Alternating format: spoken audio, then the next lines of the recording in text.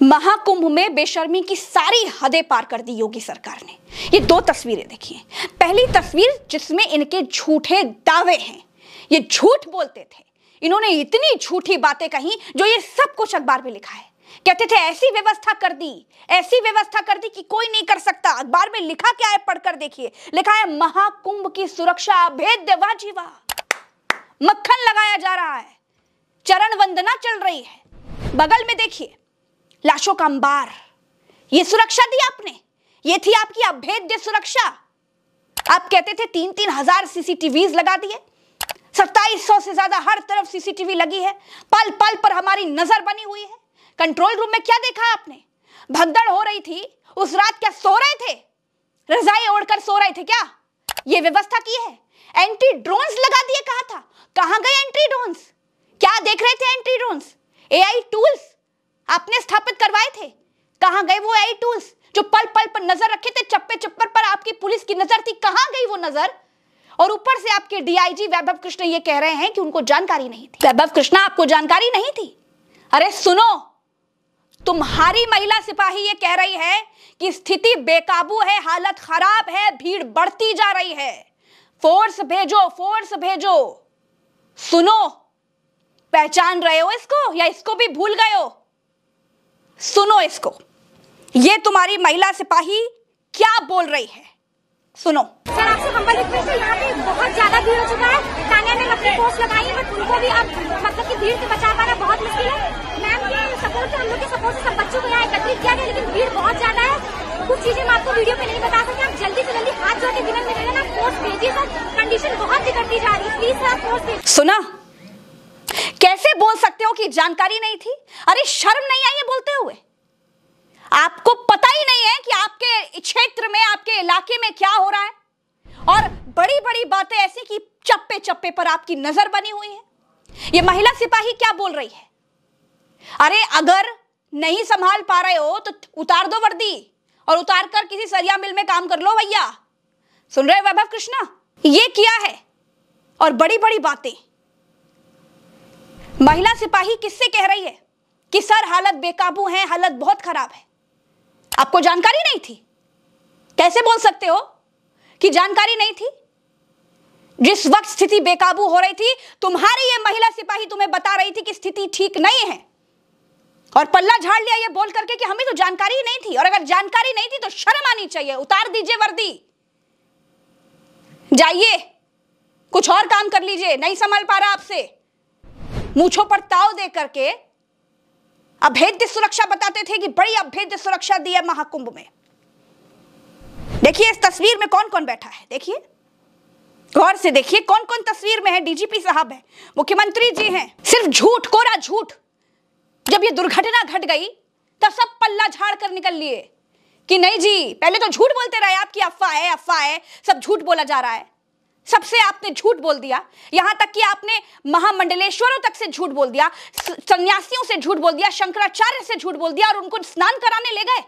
अब तो वो भी कह रहे हैं आपसे संभल नहीं पा रहा, छोड़ दीजिए। ये दिया है आपने। 25 करोड़ आबादी है उत्तर प्रदेश की। इस 25 करोड़ को आधा करेंगे तो 12 करोड़ होता है। आपका दावा था 10 करोड़ लोग आ रहे हैं महाकुंभ में, आपको पता था कि 10 करोड़ लोग आ रहे हैं। यह व्यवस्था दी आपने।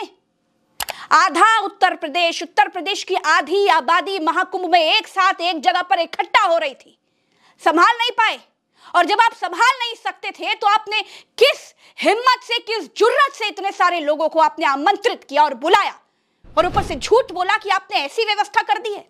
कहां गई आपकी व्यवस्था? तनिक भी शर्म नहीं आई? 18 घंटे के बाद आकर के आपने ये बोला कि इतने लोगों की मौत हो गई, 30 का आंकड़ा है, 30 लोगों की मौत हो गई, और उस पर भी लोगों को यकीन नहीं हो रहा है, उसको भी लोग झूठ मान रहे हैं। कितनी रिपोर्ट बताऊं, कितनी बातें कहूं? भास्कर रिपोर्ट करता है कि 1500 लोग लापता हैं। कहां गए वो लोग? उनके परिजन उनको ढूंढ रहे हैं। उनको ये तक नहीं पता उनकी पत्नी, उनका पति, उनका बाप, उनका बेटा, उनकी बीवी, उनकी मां जिंदा भी है या नहीं। 30 लोगों का आंकड़ा दे करके निकल लिया आप पल्ला झाड़कर।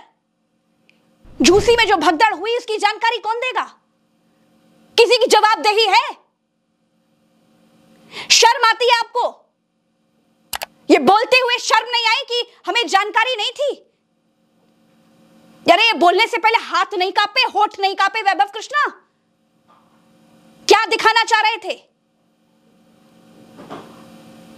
ये व्यवस्था दी है, ये है महाकुंभ। महाकुंभ में पाप किया है आप लोगों ने, झूठ बताकर, सच छुपाकर। ये किसी को उम्मीद नहीं थी। लल्लन टॉप ये रिपोर्ट करता है कि 20 से 25 लोग तो दुकान के आसपास थे, शव दुकान के आसपास पड़े हुए थे। कई रिपोर्टर्स ये दावा कर रहे हैं कि मॉर्चुरी में 58 शव थे।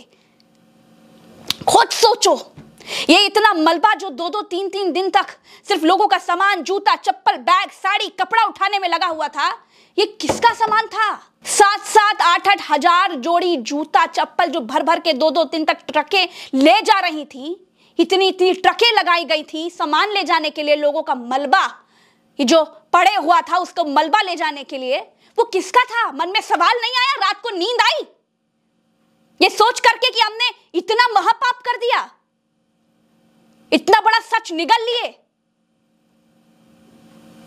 कोई यकीन नहीं कर रहा। प्रयागराज महाकुंभ में आए हुए लोग ये कह रहे हैं कि आंकड़े छिपाए जा रहे हैं। ये मैं नहीं कहती, ये लोग कह रहे हैं, और लोगों की बात मैं आपको बता रही हूं। अरे बेशर्मी की सारी हदें पार कर रखी है। कहीं से कोई जवाबदेही किसी की है नहीं, सब अपना पल्ला झाड़े बैठे हुए हैं। योगी सरकार बिल्कुल फेल साबित हुई इस महाकुंभ में स्थितियों को कंट्रोल करने में, बिल्कुल फेल साबित हुई। आप अखबारों में, टीवी चैनलों में अपने महिमा मंडन के लिए कुछ भी लिखवाइए कि मिनटों में स्थितियां सुधार ली आपने, लेकिन सच यह है कि आप फेल साबित हुए, फेल। और आपके अधिकारी, ये डीआईजी वैभव कृष्णा जैसे लोग, ये तो महाफेल है। इनको तो शर्म आनी चाहिए कि ये झूठ बोलते हैं, कहते हैं कि इनको जानकारी नहीं थी, जबकि इनकी महिला सिपाही चीख चीख कर, चिल्ला चिल्ला कर बता रही थी कि सच क्या है, स्थितियां खराब हैं, फोर्स भेजिए। क्या कर रहे थे आप कंट्रोल रूम में? मक्खियां मार रहे थे। इस बेशर्मी पर लगातार सवाल उठाती रहूंगी। नमस्कार।